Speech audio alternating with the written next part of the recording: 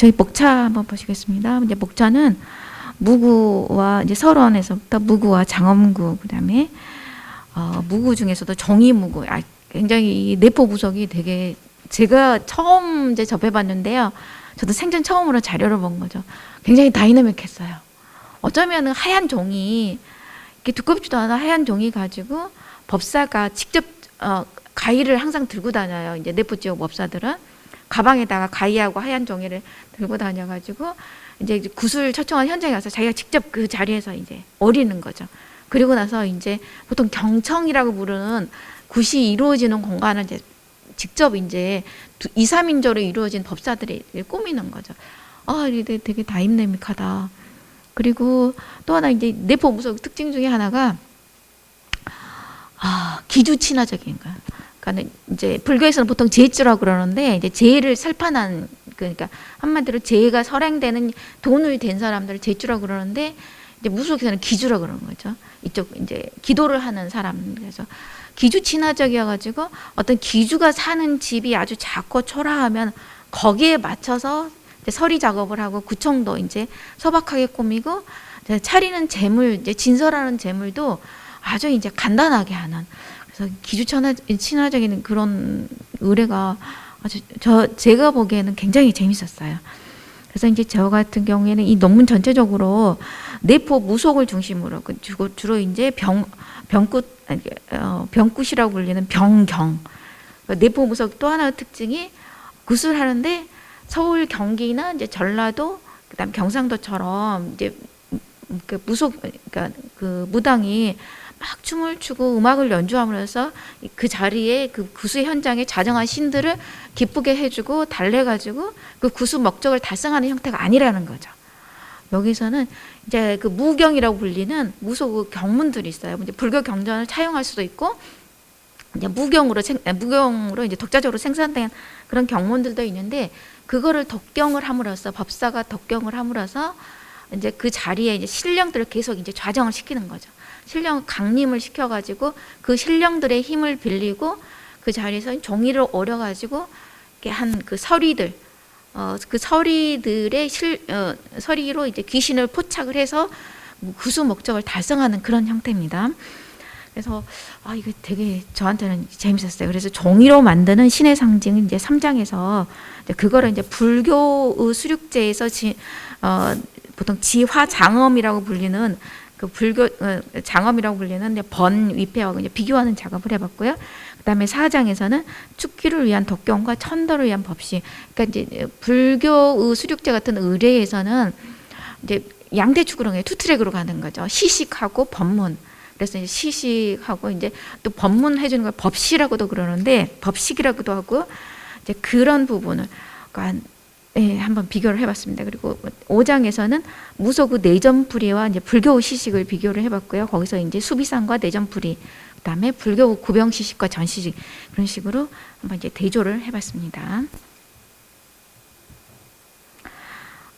이제 서론 같은 경우에는 일단 문제 의식이 뭐냐, 이 논문을 끌어가는 논지가 뭐냐, 이제 내포 지역의 무속 의뢰인 안전굿을 중심으로 해가지고 그 안전굿이 지역민들의 생활 안에서 어떤 방식으로 작동하고 있는지를 먼저 살펴보고, 그러니까 내포 지역의 주민들이 과연 어떤 종교적 욕구를 가지고 어떤 생활 속에 필요를 가지고 그 무속을 요구하는지, 그리고 그 무속에서는 어떤 의뢰 구조를 가지고 그들의 욕구에 대응하는지, 그런 각각의 의뢰들의 구조를 불교 의식과 대조해서 그 불교 의식과 이제 내포 무속과 보편성과 차이를 이제 읽어보는 작업입니다. 근데 이제 중요한 게 있어요. 이제 이 논문은 어떤 불교와 무속 두 종교 간의 우열을 얘기하는 건 아니에요, 분명히. 그리고 인간 삶에서의 효용성, 그것만 얘기하는 거 아닙니다. 그 내포 사람들이 인생 문제들을 어떤 방식으로 해결해 왔고, 그리고 무속은 어떤 식으로 대응했고, 불교는 또 어떤 식으로 대응했고, 그걸 의뢰 구조라는 프레임 안에서 들여다보는 이제 그런 작업입니다.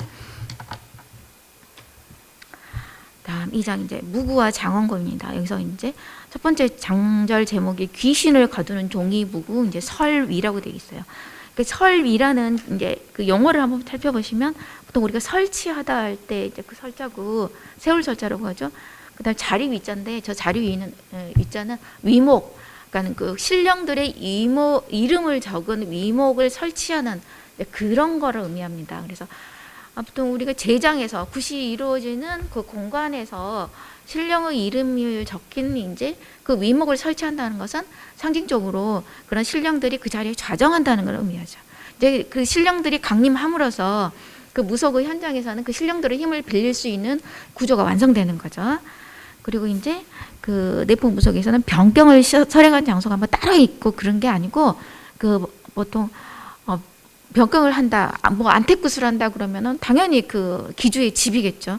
병경 역시는 환자가 있는 방이라든지 그 집의 안방이라든지 그런 장소에서 이제 그 병굿을 하게 되는데 그 장소라는 그 조그만 공간 자체를 경청이라고 부르는 거죠. 그러니까 내포의 안중굿이 주로 이제 독경 형태로 진행되기 때문에 이 경청이라는 단어를 쓰고 있습니다. 그리고 경청에다가 종이 무구를 설치하는 것을 설위라고 부릅니다. 그래서 이제 39페이지 마지막 부분 보시면은 그러니까 설위 설경은 위를 설치하고 경을 웬다는 그런 의미를 가지고 있습니다. 그러니까 설위는 독경이 진행되는 공간인 경청에 설치되는 종이 무구이며 경의 내용과 주술적 힘을 담고 있는 상징물입니다. 설위는 귀신을 쫓거나 이제 잡아들이는 이제 주술적인 이제 장치이기 때문에 전쟁에서 적을 물리칠 때 진을 짰던 것을 차용하여 설진이라고 부르기도 합니다. 조금 이따가 이제 자료 사진 한번 보시겠습니다.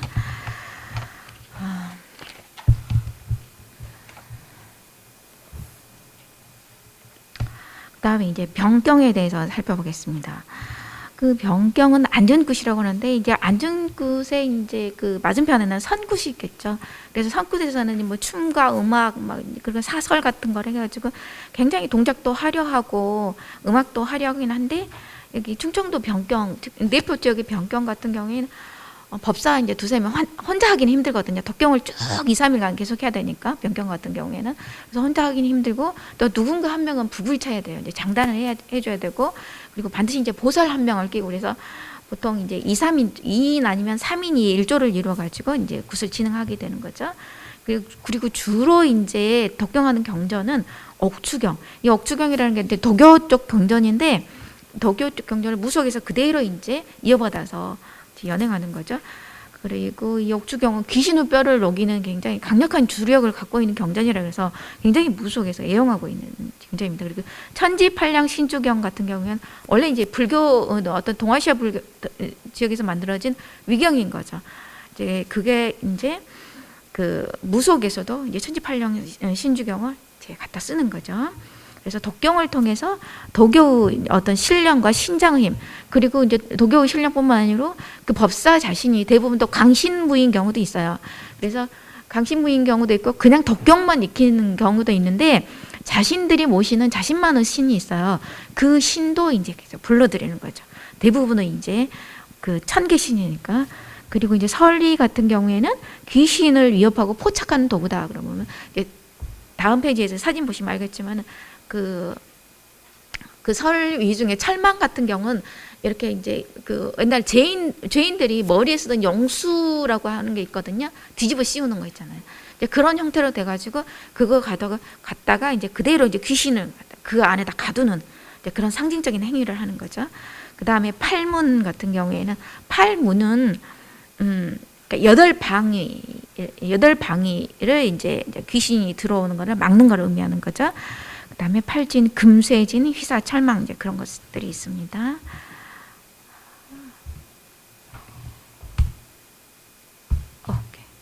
이 서리설경 이 장면 한번 보시겠습니다. 여기 이제 팔문 금사진인 거죠. 저기 이제 8방위로 이렇게 종이가 지금 종이가 이제 조명을 받아가지고 오색 찬란하게 빛나는데 원래 흰색이에요. 그래서 이제 그 8방위로 이제 귀신이 어느 쪽에서 들어올 줄 모르니까 8방위로 딱 들이오는 거죠. 그리고 이제 밑에 이렇게 그 좀 병 모양으로 내려온 게 여기서는 이제 조금 예술성을 강조해가지고 예쁘게 만들어놨는데 사실 다른 사진 보면 그렇게 예쁘진 않습니다. 이게 이제 철망인 거죠. 그리고 이거를 그 서리를 만드는 작업 같은 경우에는 각 법사들마다 다 달라요, 노하우가. 그리고 각 법사들이 그거를 남들에게 보여주질 않아요. 법사들마다 그러니까 형식과 내용이 다르다는 거, 그거 이제 말씀드리고,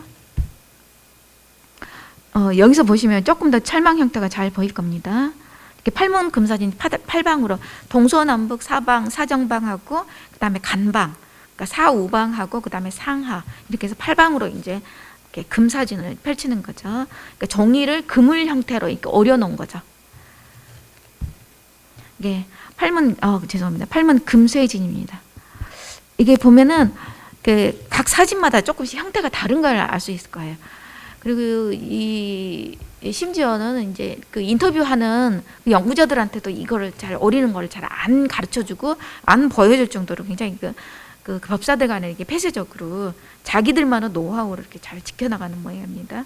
그리고 이제 자기들 이제 스승과 제자 간의 전승대는 있는데 다른 그 스트림, 다른 쪽 파하고는 또 이렇게 만드는 방법이 다른 거죠.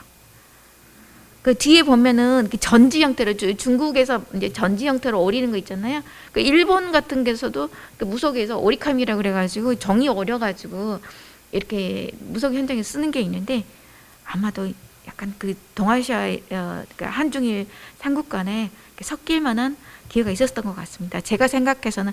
그리고 사실 이 설 위에 기원이나 언제 시작해지고 누구한테 시작했는지 그거는 아직 밝혀져 있는 게 없는데, 제가 추측건데 혹시 일제시대 때가 아닌가, 단순하게 그냥 이렇게 추측하고 있습니다. 그 다음에 이제 불교 장엄구로 넘어가겠습니다. 불교 장엄구 같은 경우에는 이제 불교 장엄구 같은 굉장히 종류가 많아요.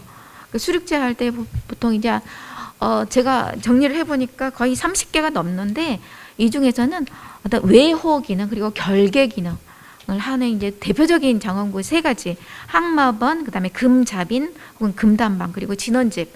그러니까 금자빈하고 금단방 같은 경우에는 결계 기능을 하는 거죠. 이렇게 쭉 절 바깥에 줄을 쳐가지고 그 줄에다 거는 거죠. 그다음에 이렇게 생겼습니다. 항마번은. 그러니까 항마 진원번이라고도 하는 거죠. 그래서 이제 그 42페이지 마지막 부분, 이제 불교 장엄구 정리하는 부분이 있겠습니다. 42페이지입니다. 이 밖에 불보사로 위패나 탱화, 외호, 신중의 번등은 제장에 설치한 것만으로도 삿된 기운을 누르고 공간을 성하는 상징적 기능이 있겠지만은, 그 적극적인 항마와 결계의 기능을 하는 종이 장엄구로는 위의 3가지를 대표로 들 수 있을 것입니다. 하지만 이 장엄구들도 무속의 종이무구만큼 역동적이고 강력한 의미가 부여되지 않는 까닭은 불교 제의식의 종교적 의미, 즉 지혜와 자비의 법문으로 삿된 귀신들까지 모두 천도시키다는 목적 안에 포섭되기 때문일 것입니다. 항마와 외호의 기능 역시 불법의 범주 안에 있으며 어떤 원가라 하더라도 불교에서는 자비와 연민의 대상이 되기 때문일 것입니다. 그렇게 정리를 했습니다. 그 다음에 이게 덕경 부분입니다. 덕경 부분, 이제 사실 무속에서는 법문이라는 게 없어요. 법문이라고 없고 그냥 덕경만 있는 거죠. 그래서 이제 안주권 법사들이 이제 막 그 보통 제가 이제 이거를 무속에 관한 논문은 딱 이게 이번이 2번째예요. 첫 번째 논문이 한 3년 전인가 어떤 그 맹승들의 덕경, 이게 도류승이라고 불렀죠. 이제 한국 정계서에서 뭐 도류승이라고 불리던 존재들의 덕경에 대해서 쓴 논문이 하나 있어요. 거기에서 이제 무경에 대해서 처음 이제 접해봤는데, 저는 무속에는 따로 이제 경전이 없고 그냥 주문만 외는 줄 알았는데 엄연하게 무경이 있었습니다. 그리고 불교 경전들을 차용하고 전용하는 것도 상당히 많았어요. 그래서 이제 여기 같은 경우에는 계속 이 신령들의 이름을 부르고, 그 강력한 주력을 가진 신령들을 부르고 신장을 부르고, 그리고 이제 그 힘들을 빌려가지고 귀신을 박살하고 포착하는 거, 이제 잡아들이는 거죠. 그런 내용 위주로 되어 있습니다. 이제 주로 어떤 걸 읽냐면 철망경, 이름에서부터 벌써 이제 그런 느낌이죠. 그다음에 옥갑경, 옥추경, 지신경, 태세광번경. 태세광번경 같은 경우 태세경들을 이제 광번 합철해 놓은 거를 광번이라고 그러는 거죠. 천지팔량신주경, 그리고 천수경이나 천지팔량신은 불교에서 가져온 경전들이죠.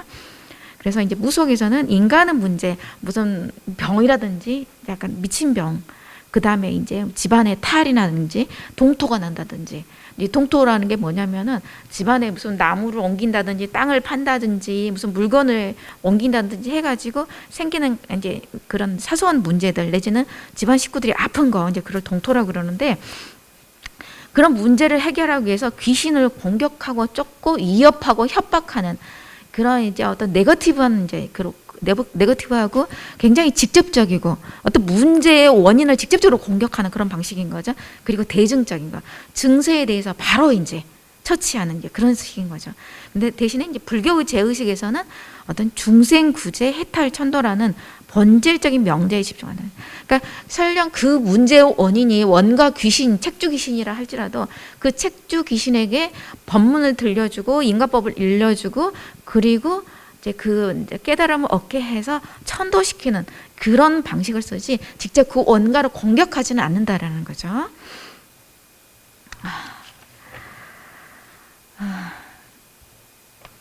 그러면은 저기 이제 44페이지 마지막 이제 챕터 보면은 이제 그 부분 이제 정리하겠습니다. 하지만 불교 의식의 경우에는 기본적으로 망혼, 악귀, 귀신, 영가 등으로 불리는 존재들에 대한 태도가 다릅니다. 불교에서는 모든 귀신들을 포함하는 중생들은 설령 그들이 이제 인간 세계에 문제를 일으키는 원가라 하더라도 천도돼야 될 대상이며 법문을 통해 지혜와 자비와 지혜의 눈을 열어줘야 합니다. 따라서 제의식 절차를 정하는 의례집에는 하단의 귀신, 축생, 아기 중생들에게 마음의 두려움을 없애주는 무예시, 음식을 베푸는 시식과 법문을 베푸는 법시가 진원, 다란히, 개송의 형식으로 선후 절차로 이제 규정되어 있습니다. 다음 45페이지 보시겠습니다. 정리하면 중간의 마지막 부분입니다. 법사의 독경과 제의식의 법시는 내포 무속에서 이제 그 무속을 연행하는 부영굿이나 완태굿을 연행하는 법사의 독경과 제의식 하는 이제 그런 제의식 차원에서 하는 법시는 경문의 구절과 진원 등의 문자적 자료를 이용한 의식이며 무경 중의 일부가 불경을 차용하거나 전형하고 있다는 점에서는 제한적인 유사성을 보인다고 할 수 있습니다. 하지만 무속에서는 인간의 현실적인 문제를 해결하기 위해서 효과가 빠른 대증적 방법을 사용하는 것과는 달리 불교의 제의식에서는 중생구제 해탈천도라는 본질적인 명제에 충실합니다. 그 다음에 4장 정의로 만드는 신의 상징 위목 번위패 보시겠습니다. 위목이라는 것은 이제 신적 존재들, 신령들의 이름을 새긴, 그리고 이제 그 신령들 이름 앞에 붙는 아주 번잡한 그런 그 관직명이 있어요. 그걸 쭉 적는 게 이제 위목인 거죠. 그 위목을 설치함으로써 구수 대상이 되는 병인의 문제를 해결할 수 있는 구조다. 그 신령들이 그 구세에 어떤 자정하는 것만으로도 벌써 이제 그 구슬 통해서 문제를 해결할 수 있는 힘이 이제 실리는 거죠. 위목은 신이 의지할 곳이자 의뢰의 대상임을 밝히는 상징물입니다. 신령의 이름을 적은 그런 위패의 역할을 하는 거니까요. 그리고 이제 제단에 이제 위목을 설치한다는 것은 그 제단에 신령들이 강림했다는 어떤 상징을 나타냅니다. 그리고 이제 그 무속의 위목 역시 불교나 유교의 신의 개념에 부합합니다. 그리고 불교 제의식의 단에도 이제 위계에 맞게 이제 불보살의 번과 이목을 이제 배치하는 것을 이렇게 알 수 있습니다. 여기서 이제 사진 자료 보시면은 뒤에 쭉 있는 게 이제 무속 신령들의 이름과 이제 관직명을 적어놓은 이제 굿단인 거죠. 보면은 거기에도 이제 컬러풀하게 종이로 이제 그 망사 철망을 새겨가지고 이렇게 했고, 또 여기 밑에 이제 재물을 진설해놨는데 내포 무속 같은 경우에는 이렇게 화려하게 재물 진설하는 그런 자료 사진을 못 봤습니다. 여기 같은 경우에 특별히 사진을 찍기 위해서 이렇게 고임을 해놓은 것 같은데요. 이 재물에 혹시 삿된 귀신이 삿된 귀신이나 병기, 잡기가 옮겨 붙을까 봐서 이 재물 위에다가 철망을 설치하는 경우도 많습니다. 자, 여기는 이제 수륙제의 불보살번입니다. 여기 스님들도 많이 계시고 대부분 이제 불교 전공한 분들이라서 제가 이제 불교 이제 재단에서 이제 불보살 번 설치하는 것은 자세하게 설명하지 않겠습니다. 자, 그러면은 이목과 이폐에 이제 나타나는 정교 의식의 구조는 뭐냐? 거기에 대해서 간단하게 말씀드리겠습니다. 무속의 정의 이목과 불교 수립제 이목과 보는 각각 신령과 불보살 신장들이 해당 의례의 현장에 강림하였음을 이제 상징합니다. 결국 그 의례의 목적을 달성하도록 도울 준비가 되어 있다는 것입니다. 그리고 의례가 끝나면은 위목과 번의 주인공들은 원래 있던 세계로 봉송하는 건 그건 무속에서도 마찬가지고 불교에서도 마찬가지고 무슨 일본이나 중국 그리고 심지어 유럽이나 그런 어느 세계 어느 지역에서도 이 절차는 동일하게 나타납니다. 아주 보편적인 구조죠. 그 인간이 사는 산자들의 세계에 어떤 신적인 존재들이 함께 공존할 수는 없는 거죠. 다시 이제 그 신적인 존재들 의례의 목적을 달성했으면 그들이 있던 세계로 보내드려야 인간의 세계가 다시 일상으로 환원될 수 있는 거죠.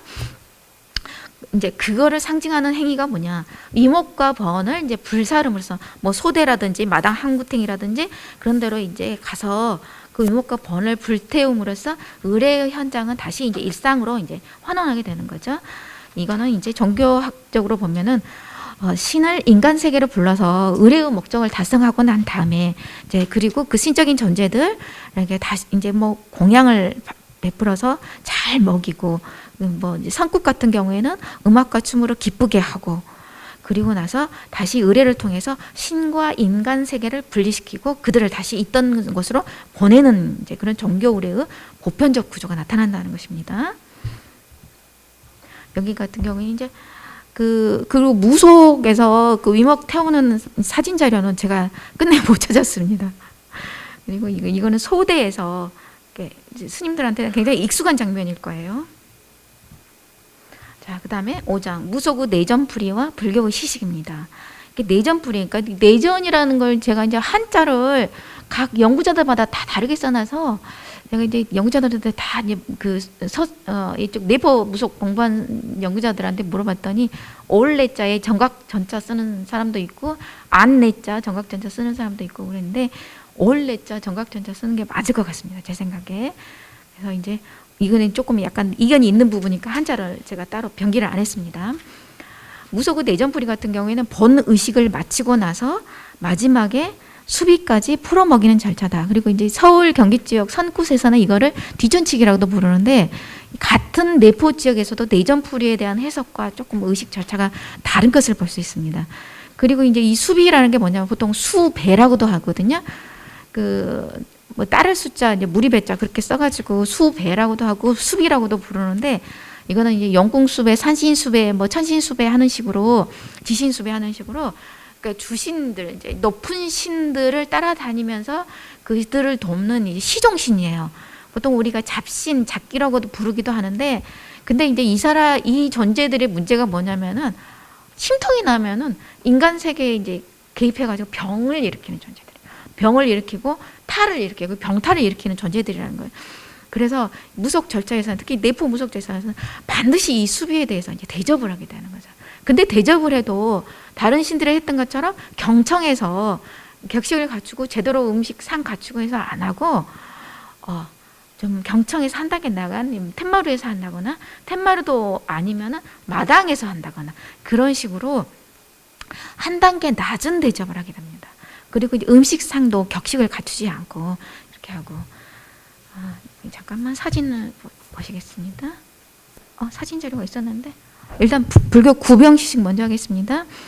불교 구병시식 같은 경우는 이제 병을 끌어오는 귀신, 보통 책주 귀신 영가라고 이제 책주라는 표현을 많이 쓰는데 그 귀신을 천도에서 보내는 의식, 그러니까 병을 이제 만들어내는 원인으로 이제 책주 귀신 영가를 설정을 하는 거죠.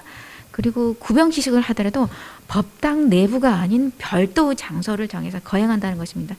그러니까 아까 그 수비 대접하는 것처럼 수비상도 절대 안방에서 차리는 게 아니거든요. 안방에서 한 단계 낮아서 마루 한 구탱이에서 하거나 아니 마루도 아니고 마당 한 구탱이에서 하거나 그런 식으로 하는 것처럼 구병시식 역시 조금 이제 오염된 존재로 보기 때문이겠죠. 그래서 법당 내부가 아닌 이제 법당 바깥에 차이를 치고 하거나 그런 식으로 하고 그리고 이제 관욕소 역시도 이제 제장 밖에서 해탈문 밖에서 하듯이 여기 여기 시식 역시도 마찬가지인 거죠. 수비의 경우처럼 조상 영가보다는 한 단계 낮은 대접을 받는 거죠. 그리고 모든 영가에게 법문으로 인각법을 깨주쳐서 제도시키는 것은 불교 모든 의례 구조에서 이제 보편적으로 나타나는 것입니다. 그리고 시식 후에 봉송하고 배성 절차하는 것은 뒷전풀이 내전풀이하고 똑같죠. 자, 이거 안중굿에서 수비상입니다. 수비상. 이게 지금 사진이 조금 흐리긴 한데 보통 우리가 키라고 부르는 거 있잖아요. 키에다가 집을 열십자로 깔거나 그냥 깔아가지고 그 위에다가 이제 묵 한 모 이렇게 놓고 밥 넣고 이렇게 전 넣고 그다음에 삼색 실과 간단하게 시간 됐어요? 오케이. 그리고 이제 나물 간단하게 넣고 이런 식으로 상을 차립니다. 근데 반드시 이제 키의 방향도 바깥쪽을 향해 대문 쪽을 향해서 놓게 돼요. 안쪽으로 절대 향하면 안 되고 내보내야 되니까 집안에서 좀 이런 식으로 상을 차려서 대접을 합니다. 자, 결론 드리겠습니다. 시간 된 것 같은데요. 이제 무속 같은 경우에는 직접적이고 대증적인 방식으로 인간들의 문제를 해결하는 방식을 취한다. 그리고 불교에서는 인간의 현실적 요구와 대승불교 교우에 충실하는 모습입니다.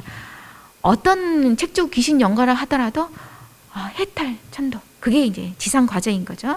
그리고 내포 사람들은 삶의 문제들을 무속을 통해 이제 해결하는 것이 그게 이제 가장 극명하게 드러난 것이 이제 병굿이라든지 서리설경 뭐 그런 형태죠. 그리고 죽음 이후의 문제는 불교 제의식에 이제 의지했던 이제 그런 모습을 보인다. 그리고 내포 사람들에게는 이 두 가지 길이 충돌 없이 공존했기 때문에 계속 이제 그 인간 사회 안에서 그 두 전통들이 내려올 수 있었다. 저는 그렇게 결론을 내렸습니다. 이상 발표 마치겠습니다. 예, 저는 불교 민속을 전공하는 구미래라고 합니다. 예, 김성준 선생님 발표 잘 들었습니다. 서두에서 말씀하셨듯이 되게 열악한 상황 중에서도 내포 지역 그 무속의례의 대표라 할 수 있는 서리설경과 불교 관련 의례를 상호 비교를 해서 그 각 의례의 특성과 구조나 이런 거, 뭐 구조라기보다도요, 기능 이런 것들을 이제 잘 분석을 해주셨어요. 그래서 이런 의례들이 내포 지역 공동체에 어떤 그 종교적 의미를 지니고 있는지 이해할 수 있도록 써준 논문이라고 생각을 합니다. 그리고 사실 이제 아까도 말씀하셨듯이 이제 불교 의례 하시는 분들은 이런 서리설경이나 안중굿에 대해서 잘 알지 못했는데 이번에 그런 그 내용에 대해서 공부를 할 수 있어서 많은 시사점이 되었던 것 같습니다. 그래서 대부분 그 발제자의 의견에 공감을 하면서요, 제 나름대로 그 논문을 읽으면서 생각했던 의견들을 질문과 함께 묶어서 몇 가지로 말씀을 드리고 거기에 대해서 발제자 의견을 듣는 것으로 토론에 대신하고자 합니다. 이제 논문을 읽으면서 느꼈던 것이 이제 두 가지가 있는데요. 이제 크게 하나는 그 안중굿에 비견하는 불교 의례가 명확하게 설정이 되어 있지 않은 게 아닌가 하는 점이고요. 이제 또 하나는 구조를 서로 비교하지 않고 요소 중심으로 비교를 하다 보니까 이게 본격적인 비교가 되지 못하고 다소 단선적인 비교에 머무르지 않았나 하는 생각을 해봤습니다. 그래서 이 두 가지는 이제 서로 연관이 되는데요. 먼저 첫 번째 비교 대상에 대해서 말씀을 드리도록 하겠습니다. 이제 발제자께서 안중굿의 세부 요소에 대해서 무구, 위목, 독경, 내전풀이에 주목을 하고 이제 이에 해당하는 불교 의례를 주로 이제 그 수륙제와 비견을 하면서 내전풀이는 구병시식을 대입해서 설명을 해주셨어요. 그래서 이제 수륙제의 성격을 생각했을 때 천지, 명량, 성 속의 모든 존재들을 모시고 행하는 그 어떤 그 무차적인 그런 성격을 생각을 했을 때 수륙제에 비견할 수 있는 무속 의례는 12거리 큰 곳이 좀 이제 위상에 맞지 않을까 그런 생각을 해보는데, 이제 물론 이제 그 내포 지역의 무속과 불교 의례의 어떤 특성을 비교한다는 측면에서 안중굿과 수륙제의 여러 의례 요소들을 비교해도 별로 무리가 없다고 생각을 합니다. 이제 그런데 구병시식의 경우에는 그 좀 성격이 다르지 않을까 하는 생각을 하는데요. 내전풀이하고는 좀 그 위상이라 그래야 돼. 위상이라고는 좀 맞지 않겠습니다만 성격이 좀 다르고, 이걸 이제 구조적인 면에서 이렇게 비교를 해버리면 다소 혼란스럽지 않을까 하는 생각을 하게 됩니다. 이제 구병시식이나 시식의 목적이나 어떤 의례 구조나 이런 것을 봤을 때 치병 목적의 안중굿 자체에 해당하는 그런 독자적인 의식이지, 뭐 안중굿을 마치고 나서 잡신에게 풀어 먹이는 그런 헌식의 개념하고도 다르고, 또 우리가 수륙제나 영산제를 하고 나서 이제 정식으로 초청하지 않은 그 영가들에게 대접하는 전시식의 개념하고도 또 다른 그런 게 아닌가 하는 생각을 해봤습니다. 그래서 결론적으로 이제 이번 그 수륙제에 주목하는 오늘 발표를 떠나서 이 논문 자체의 완결성을 기하려면 치병 목적의 안중굿하고 구병시식을 막바로 비교하는 것도 합리적이지 않을까 하는 생각을 해봤는데요. 이제 어떤 비교하는 증거가 다소 비슷했을 때 좀 그 목적을 향해서 구성되어 있는 여러 가지 절차나 기능 이런 것들이 효율적으로 분석이 될 수 있을 것 같아서입니다. 이게 이제 첫 번째 질문인데요. 사실 이 구병시식이라는 주제 자체가 우리 학계에서 크게 다루어지지 못했고요. 저 역시도 구병시식을 한 번도 본 적이 없습니다. 그래서 제가 이렇게 말씀을 드리지만 제 말이 맞다고는 할 수가 없거든요.